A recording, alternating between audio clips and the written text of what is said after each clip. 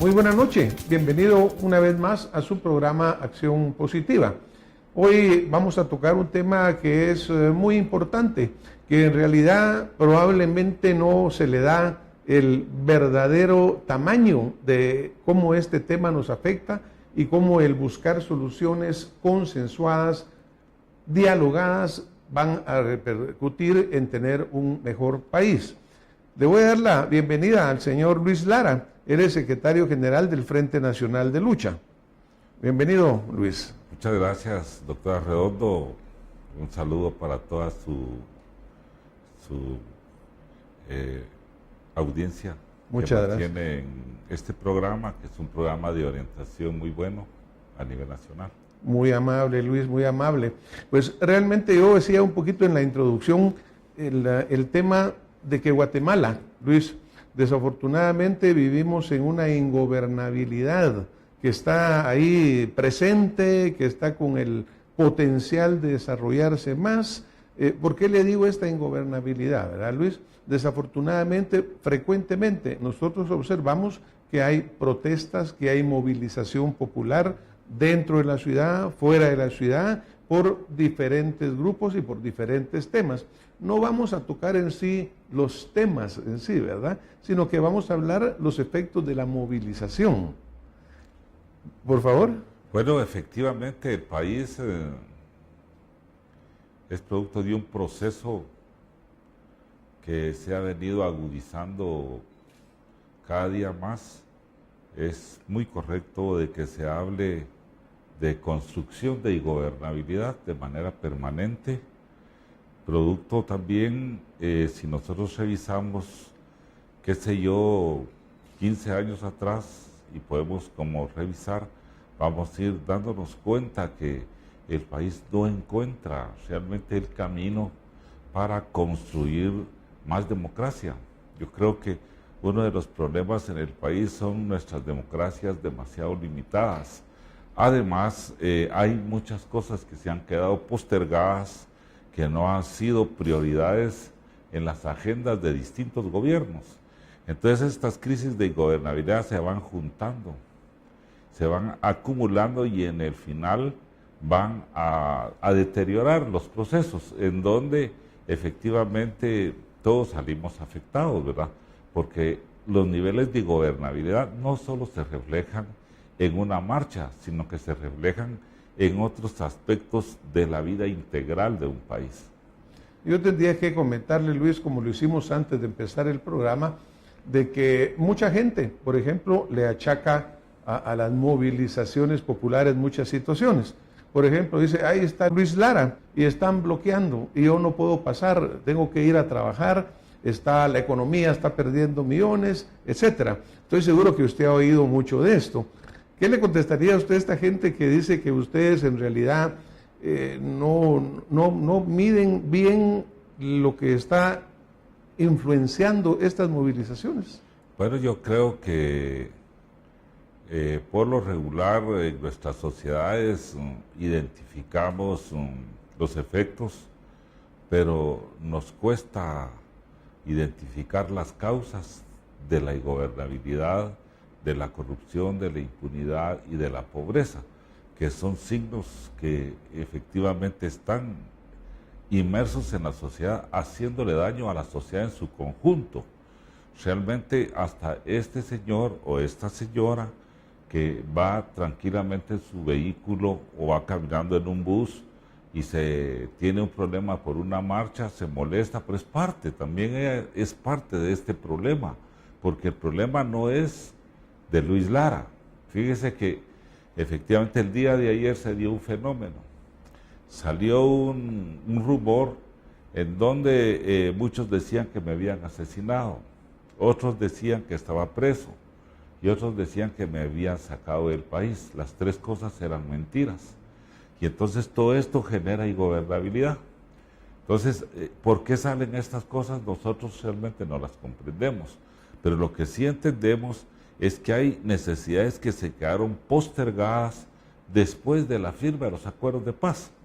Yo creo que desde por ahí hay que ver, porque la agenda de la paz dejó una agenda mínima, para poder ir resolviendo el problema de la gobernabilidad.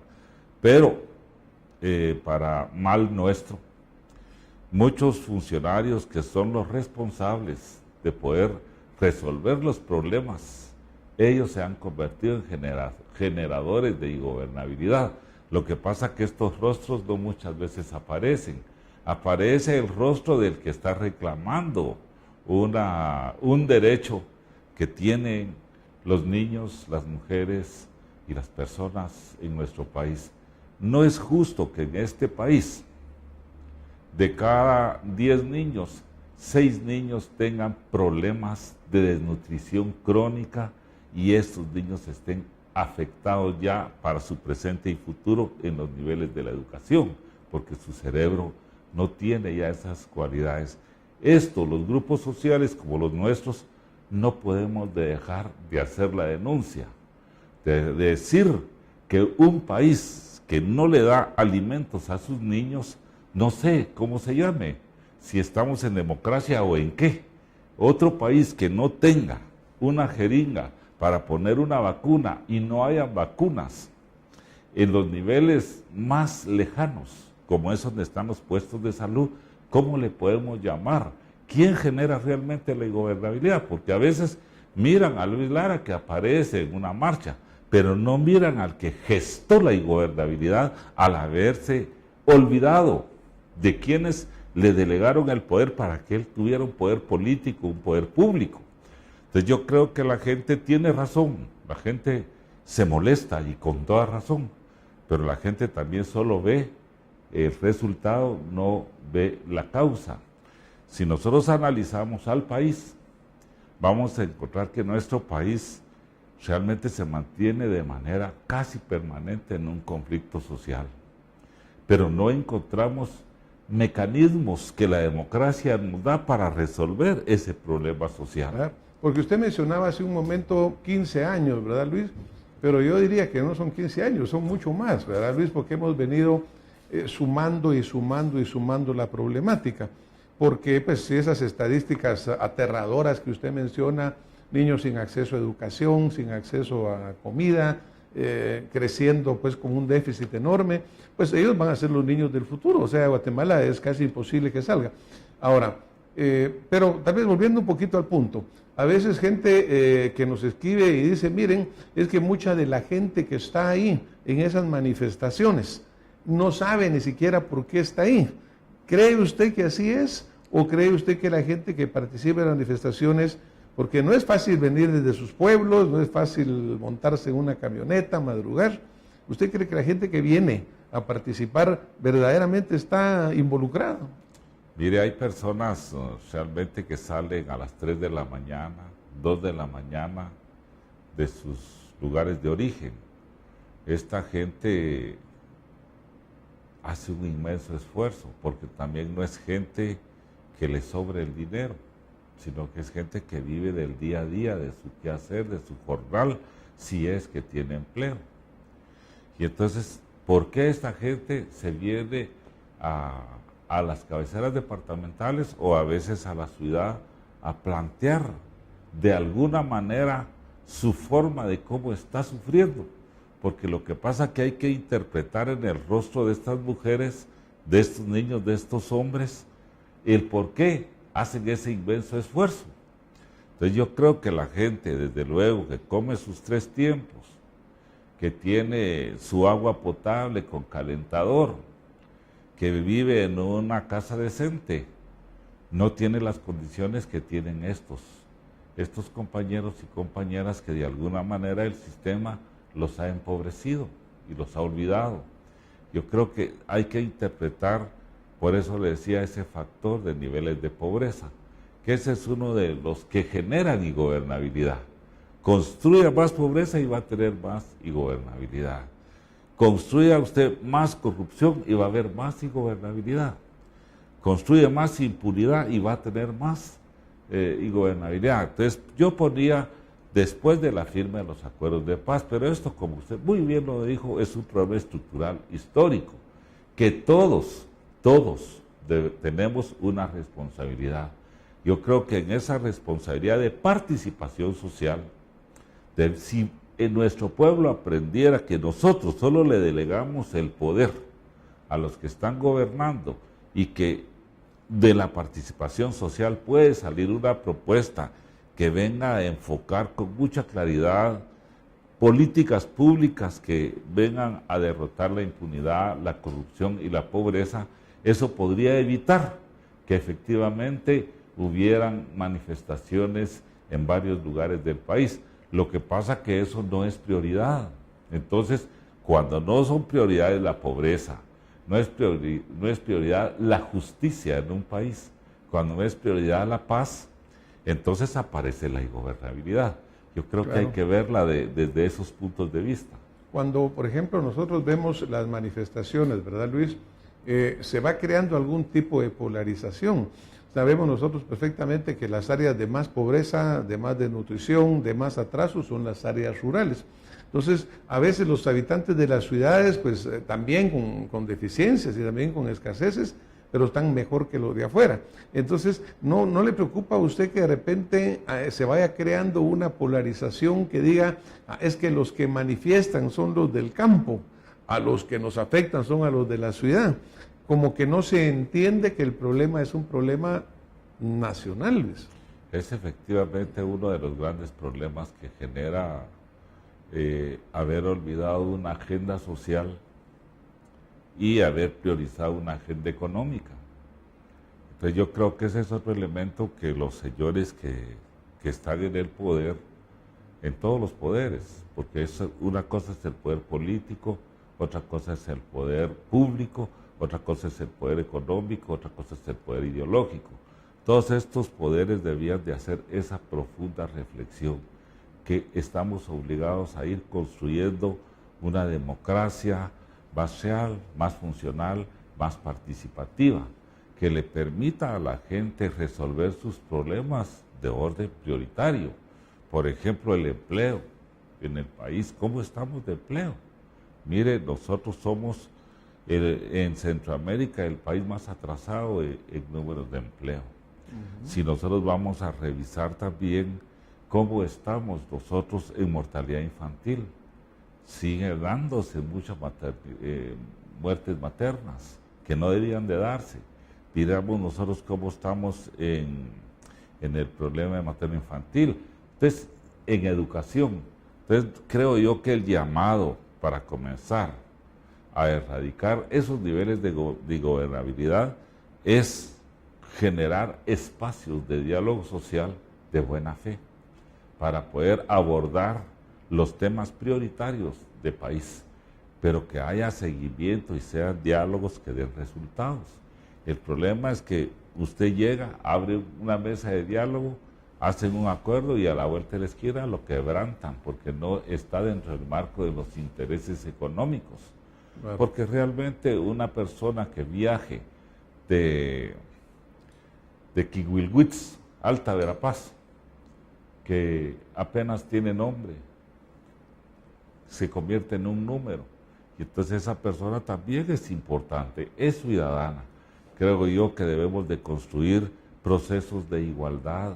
Si todos queremos trabajo, todos debíamos estar trabajando. Claro. Usted tiene años de estar trabajando en esta lucha. ¿Usted diría que hemos avanzado en el diálogo o que estamos igual o que hemos retrocedido? Mire, yo presiento que hay un estancamiento en la democracia, porque cuando la democracia no da los resultados democráticos, que solo al revisar nosotros nuestros indicadores vamos a encontrar que efectivamente no nos está dando los resultados que queremos, entonces hay que revisar dónde están las deficiencias en el tema de ejercer el derecho a la democracia. Lo que pasa es que muchos no sabemos realmente ni siquiera qué es democracia, entonces lo manejan muy pocos. La democracia es un sistema que nos permite a nosotros bienestar, vivir bien, que se va construyendo producto de las acciones de la sociedad en su conjunto. Todos somos necesarios en la democracia.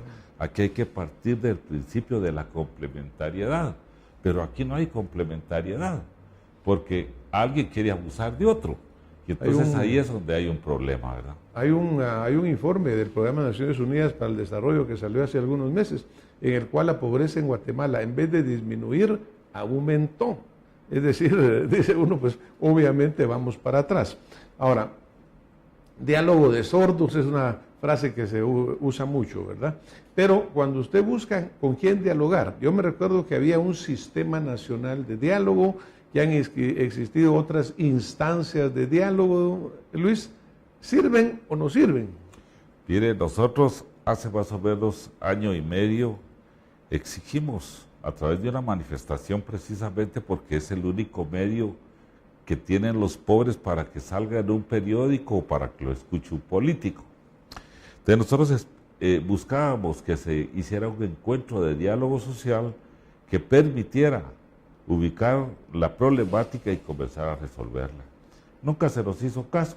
Dijeron que hay un sistema nacional de diálogo para resolver el conflicto social, pero si usted revisa en los últimos tiempos, este sistema nacional de diálogo, cuando se evalúa por resultados una política pública, ahí puede decir usted si eso es positivo o es negativo.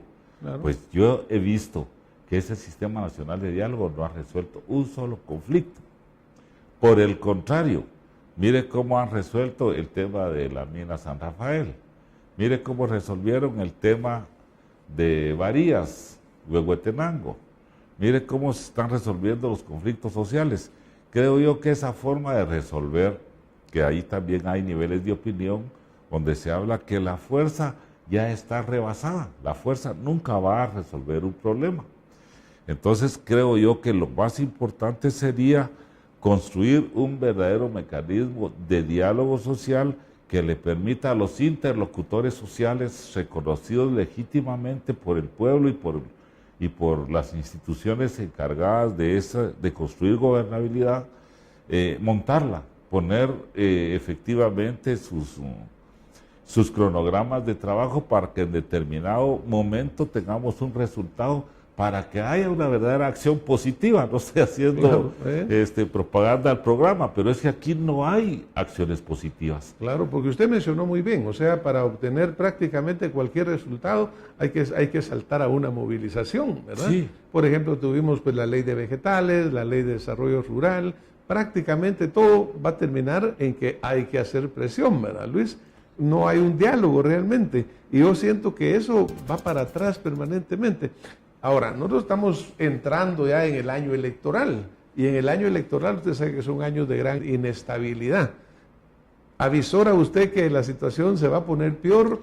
¿Van a surgir más conflictos? Creo que hay como 4 o 5 crisis diarias, ¿verdad?, de ingobernabilidad.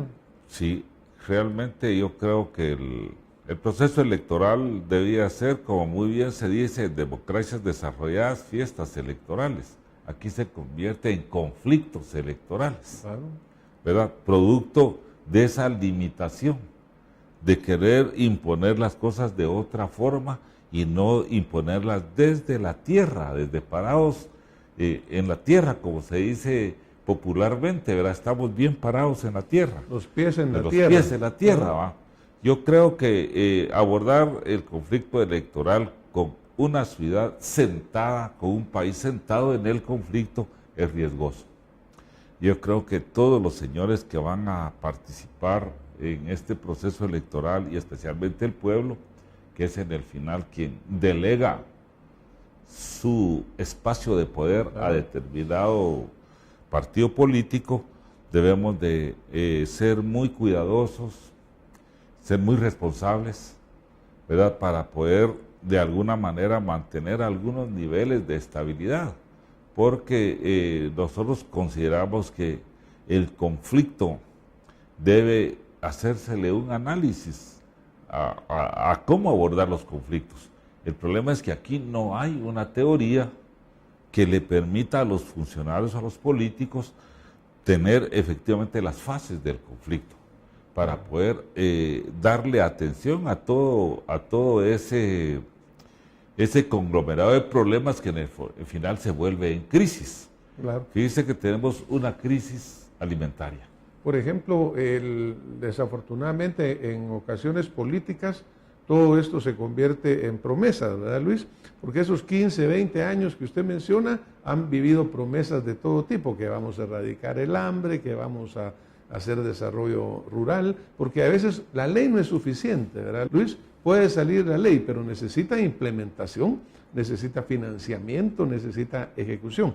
Ahora, ¿cómo debería la población de Guatemala verdaderamente pedir a los políticos que empiezan a ofrecer de todo planes concretos, ¿verdad? Porque si no vamos a llegar a un momento y usted estará dentro de 1 año y medio de nuevo teniendo que enfrentar y movilizar a gente que no ha tenido respuestas. Fíjese que para eso nosotros como Frente Nacional de Lucha estamos desarrollando una estrategia de participación social, porque el problema es que a veces a nosotros nos ven como en el lado de la moneda un poco oscuro, ¿verdad? Pero no ven la otra parte que tiene luz. Entonces nosotros estamos planteando un modelo de desarrollo de diálogo social, porque es lo que nosotros necesitamos. Este país necesita espacios de diálogo social, pero no espacios de diálogo social donde lleguen los mismos a hablar y los mismos resultados vamos a tener, porque por lo regular ya vamos a instalar un sistema nacional de diálogo, que saber quiénes están hablando ahí, y en el final no tenemos nada. No, nosotros estamos hablando de un diálogo social que comienza en las entrañas de nuestras comunidades. Entonces nosotros estamos hablando de identificar, caracterizar el conflicto social por las mismas comunidades a través de niveles mínimos colectivos de acción, para que este colectivo analice, luego identifique el conflicto y luego lo administre. Y lo va a administrar con las autoridades locales, para que tampoco se venga el conflicto hasta las grandes ciudades, sino que ahí tenemos nosotros a los primeros funcionarios que son los que están más cerca de la comunidad, que son los alcaldes. Vaya, el proceso de paz les puso los consejos de desarrollo, pero estos los politizaron y los volvieron de ellos. Entonces yo creo que hay que respetar también la organización popular, ¿verdad? No meter las manos de los políticos en estos procesos. Articular estos colectivos con los liderazgos naturales, respetando la cultura, respetando su religión, respetando su manera de pensar políticamente, y en fin, estos pequeños colectivos pueden encontrar las soluciones que no las han encontrado en los grandes conglomerados. Entonces nosotros ya identificamos parte de eso, porque una de las responsabilidades nuestras es empujar el diálogo social de buena fe. Entonces, nosotros tenemos que buscar mecanismos, y entonces el mecanismo más apropiado es crear instrumentos de diálogo en las comunidades más postergadas, pero también en el municipio, también en el departamento, también en las ciudades más grandes, para que sea un sistema articulado que lo que pueda resolver un alcalde, porque hay cosas que las puede resolver la comunidad, claro, no necesariamente el alcalde. O sea que, digamos, en alguna forma desarrollar mejor la descentralización, los consejos una descentralización desde el pueblo, desde el pueblo, ¿verdad? Sí. Pero que en realidad, pues así son los consejos de desarrollo, ¿verdad? Deben de venir desde el pueblo, que se hayan pervertido no quiere decir que no sea, pero ese es el espíritu. Sí, entonces nosotros pensamos poner algo alternativo para que el Consejo de Desarrollo juegue su papel, y si no lo van a jugar otros. Claro. Y entonces se comienza a buscar mecanismos que nos permitan sentarnos con autoridades en el nivel local,